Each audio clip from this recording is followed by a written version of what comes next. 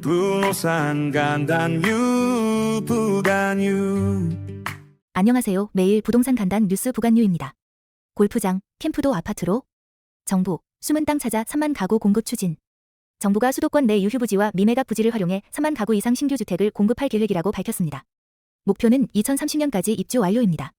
이번 공급 대상지는 태릉CC, 캠프킴, DMC 미매각 부지, 경기 전곡 천천 등 7곳이며 이 가운데 태릉CC는 6,800가구, 캠프킴은 3,100가구 규모로 가장 큽니다. 기존의 공급에서 제외됐던 골프장, 군부지, 공공유휴지 등도 적극적으로 활용해 주택 공급을 늘리겠다는 계획입니다. 특히 수도권 주택 공급 확대를 위해 그동안 시장 불안 등으로 활용하지 못했던 미매각 국유지나 군부지 등까지 적극 활용하려는 점이 주목됩니다. 정부는 재건축, 재개발 활성화, 3기 신도시 용적률 상향 등도 함께 추진한다고 밝혔습니다. 은마아파트, 20년 만에 재건축 청신호. 49층 초고층, 미니 신도시, 된다. 서울 대치동 은마아파트가 20년 만에 정비계획을 통과해 기존 14층 4,424가구에서 49층 5,893가구 규모로 재건축됩니다. 이 중 공공주택은 1,090가구가 포함됩니다. 서울시는 제9차 도시계획위원회를 열고 재건축 정비계획 변경안을 가결했습니다. 은마아파트는 1979년 준공된 노후 아파트로 재건축 추진이 설립 후 약 20년 만에 본격적인 전환점이 마련된 셈입니다. 단지 내 공원, 도로, 학교, 지하주차장 등 기반시설 확충 계획도 포함됐으며 공공분양주택이 정비사업에 포함된 것은 이번이 처음입니다. 특히 주목할 점은 이번 결정으로 은마아파트 재건축이 사실상 사업 본궤도에 올랐다는 평가가 나오고 있다는 점입니다. 또한 양천구 목동 11단지도 같은 날 재건축 정비계획이 통과되며 2,679가구, 공공주택 352가구 포함로 재정비된다는 소식도 함께 전해졌습니다. 아테라, 두산, 동부. 중견건설사들, 하반기 반등 신호탄 쐈다. 분양시장이 침체된 상황에서도 중견건설사들이 수주 실적을 개선하며 내실 다지기에 성공하고 있다는 평가입니다. 9월 한 달간 전국 35개 단지에서 총 8,442가구 규모의 아파트가 공급됐으며 중견건설사들이 1,803가구를 공급했습니다. 금호건설은 아테라 브랜드를 앞세워 영업이익률 9.86%를 기록, 올해 들어 수주 실적도 회복세를 보이고 있습니다. 태영건설도 19위에서 10위권으로 시공능력 평가가 상승했고 수익성 중심의 사업 전환이 주요했다는 분석입니다. 동부건설, 두산건설 등도 물류센터, 학교, 복합시설 등 다양한 공공, 민간 사업 수주를 이어가며 회복세에 동참하고 있습니다. 이 기사에서 특히 주목할 점은 수익성 중심의 선별적 수주 전략과 원가 구조 개선이 실적 개선으로 이어졌다는 점입니다. 중견사들이 기존의 단순 물량 경쟁에서 벗어나 질적 성장 전략으로 방향을 전환하고 있다는 흐름도 눈여겨볼 만합니다. 분양은 줄이고 임대는 늘린다. 내년 주택 예산, 임대 중심 대전환. 국토교통부는 내년에 공공임대주택 공급을 대폭 확대할 계획이며 총 19만 4천 가구를 공급할 예정입니다. 특히 청년, 신혼부부, 고령자 등 취약계층을 위한 임대주택 공급이 강화됩니다. 이에 따라 공적주택 예산은 올해보다 약 6조 3천억 원 증가한 22조 8천억 원으로 편성되었습니다. 전체 국토부 예산도 전년 대비 7.4% 증가한 62조 5천억 원입니다. 반면 분양주택 지원 예산은 70.8% 삭감돼 1조 4,741억 원에서 4,295억 원으로 대폭 축소되었습니다. 이와 달리 임대주택 출자 예산은 182.4% 증가해 2조 9천억 원에서 8조 3천억 원으로 확대됐습니다.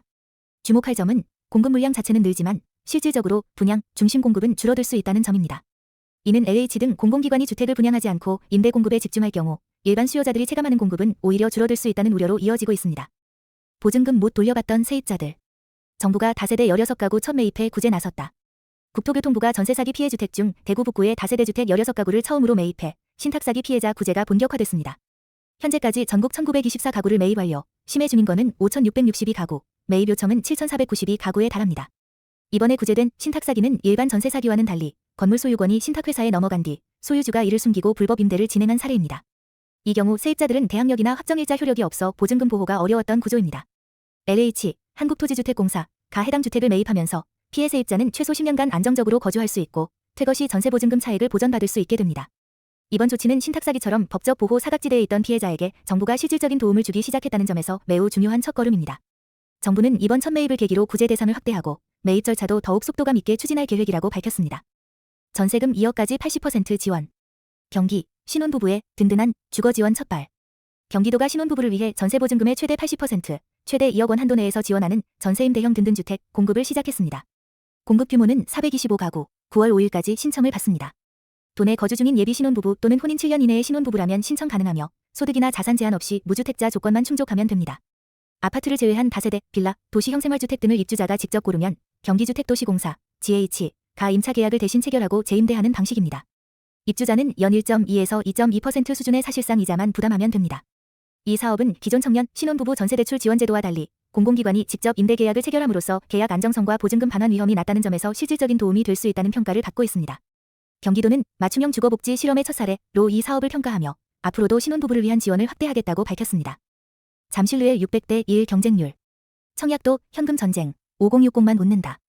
서울 강남권에서 진행된 청약 경쟁률이 무려 600대 1을 돌파하며 고공행진을 이어가고 있습니다. 롯데건설이 송파구 신천동에 분양한 잠실루의 신천 1순위 평균 경쟁률이 631.6대 1을 기록했습니다. 전용 59평방미터비 타입은 경쟁률 761.6대 1, 전용 74평방미터비는 691.2대 1에 달할 정도로 과열 양상을 보였습니다. 총 106가구 모집에 무려 66,959명이 신청했습니다. 하지만 이러한 청약 시장은 현금 부자 중심의 판으로 바뀌고 있다는 분석이 나옵니다. 대출 제한, 현금 자산 보유 여부에 따라 당첨 가능성이 좌우되고 실제 청약 당첨자의 절반 이상이 50에서 60대로 나타났습니다. 특히 대출 규제 강화와 시세 차익 기대감이 겹치면서 현금 유동성이 높은 5060 세대가 청약 시장의 주축이 되고 있으며 청년층이나 30대 이하 실수요자는 접근조차 어려운 구조가 됐다는 점에서 청약 양극화라는 비판도 제기되고 있습니다. 또한 7월 서울 아파트 매수 비중 통계에서도 50대 16.9%와 60대 10.3%의 비중이 크게 늘어난 반면 30대 이하의 매수 비중은 오히려 감소해 주택시장 전체가 고령층 중심으로 재편되고 있는 양상도 드러났습니다. 분양은 줄이고 임대는 대폭 확대? 정부, 공공주택의 방향을 틀었다. 정부는 내년도 국토부 예산 62.5조 원 중 임대주택 관련 예산을 대폭 늘리고 분양주택 예산은 큰 폭으로 축소했습니다.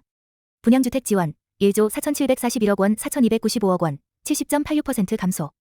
임대주택 출자 2조 9,492억 원 8조 3,274억 원 182.4% 증가.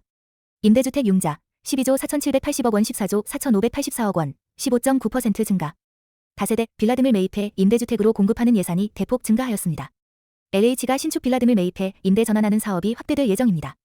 반면 기존의 공공분양 물량은 줄어들 것으로 보이며 공급의 무게중심이 취약계층 주거 안정에 맞춰지고 있음을 보여줍니다. 또한 청년, 신혼부부 월세 지원, SOC 예산 증액, GTX 적자 운영 지원, 버팀목, 디딤돌 대출 감소 등도 함께 포함되어 있어 정부의 전반적인 부동산 정책 방향이 실수요 중심 플러스 사회적 취약계층 보호에 초점이 맞춰졌음을 확인할 수 있습니다. 집값 오를 줄 알았는데 다시 늘어나는 주택연금 가입자. 7월 주택연금 신규 가입 건수가 1,305건으로 전월 대비 13% 증가하며 3개월 만에 반등했습니다. 4월 1,528건, 5월 1,164건, 6월 1,155건, 7월 1,305건. 6. 27 대출 규제 이후 집값 상승 기대가 약화되자 매매 차익을 노리기보다는 노후 자금 확보를 위한 연금 수령 선택이 늘어난 것으로 풀이됩니다. 주택연금은 만 55세 이상이 주택을 담보로 맡기고 매달 생활비를 받는 제도입니다. 한국은행의 주택가격 전망지수도 7월에 큰 폭 하락하며 소비자의 주택가격 상승 기대감이 꺾인 흐름이 나타났습니다. 주택가격 전망지수 6월 127월 109, 11포인트 하락, 최근 3년 내 최대 폭. 핵심적으로는 집값 고점 인식 확산, 부동산 시장 안정화 정책 효과, 그리고 고령층의 합리적 자산 관리 전략 변화가 맞물려 연금 수령을 통한 실익 확보를 택하는 흐름이 다시 강화되고 있다는 점이 눈에 띕니다. 구독, 좋아요